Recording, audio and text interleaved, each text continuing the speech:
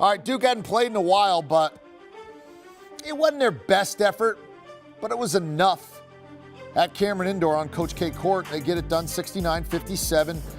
Jackets, not a terrific team, but Duke really kind of coasted. They were comfortable. It wasn't a dominating performance. It was more of a comfortable trip. They win 69-57. Under came in, maybe a little rust in the shooting. As I mentioned, Duke hadn't played in a while, but it got done. Number 2 Dukies, right there, top 5. Now let's bring in our guy, CBS Sports, Matt Norlander, High on College Basketball Podcast. And of course, you can go to cbssports.com and check out all his great stuff that he writes.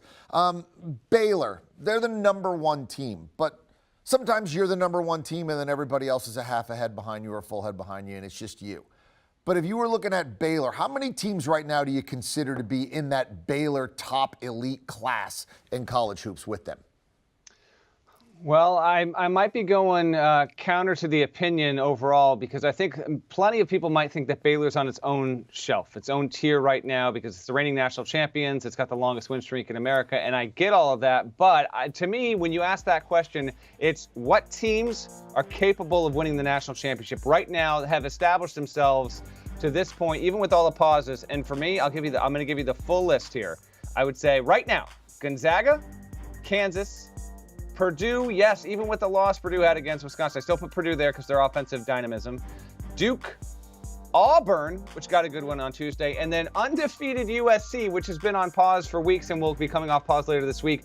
Those are the teams, as we speak here in the first week of January, EK, that I would say are in Baylor's class as the most practical schools to forecast to be national championship contenders. But I want to be clear, Baylor is number 1 in that line. Scott Drew is operating the best program in the country, and kind of reminded you again why on Tuesday night. James Akinjo goes for 27. Oklahoma actually puts up a good fight, but Baylor just too opportunistic on the defensive end. It gets it done.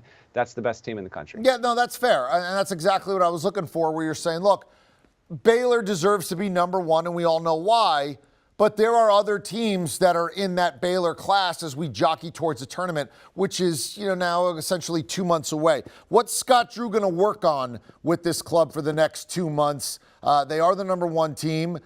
It's not the backcourt. They were pretty awesome tonight. But if you were looking at this team and you were one of the other teams that you mentioned, and I said Baylor, where do they, if they got better, might they be a little scarier and in their own class? What's the answer there? I mean, maybe consistency from second chance opportunities. Baylor does not have a lot of weaknesses. Like, if you're asking me from that side of it, if you're a national championship contender and you're looking at Baylor, where are some of the weaknesses? I got news for you. Baylor ranks top 5 in offensive and defensive efficiency. In fact, it's tracking toward being top 3 in both of those categories. That's not a team with a lot of weaknesses. If you're asking what's something to look out for with Baylor, how about this for a scary notion? They've got this freshman, Kendall Brown. If you're just coming around to watching college basketball right now and haven't checked in too much in the first 2 months of the season, Kendall Brown has a top 20 ceiling in terms of being a one-and-done pick going in the top 20 of June's NBA draft. He is one of the best athletes, one of the best dunkers, and he hasn't really truly been unlocked yet for this Baylor team. So what's wild is when you consider that, when you consider Adam Flagler, who was the number 5 option on this team a season ago, he's gotten good, hasn't really totally clicked yet.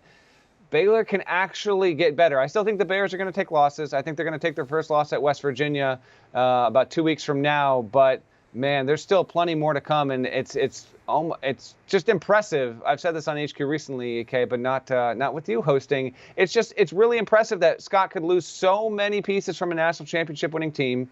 Baylor goes into the season, preseason, top 15 level, respect, but not the same kind of treatment that team would have gotten if it was Duke or Kentucky or even like a Gonzaga across the chest. And now we look up and, hello, Baylor's beating everyone else in the race right now. Do you want a sports network that delivers everything that matters about the game? The highlights, the picks, the instant analysis, no yelling, no fake debates, no politics. Hit the subscribe button and never miss a moment.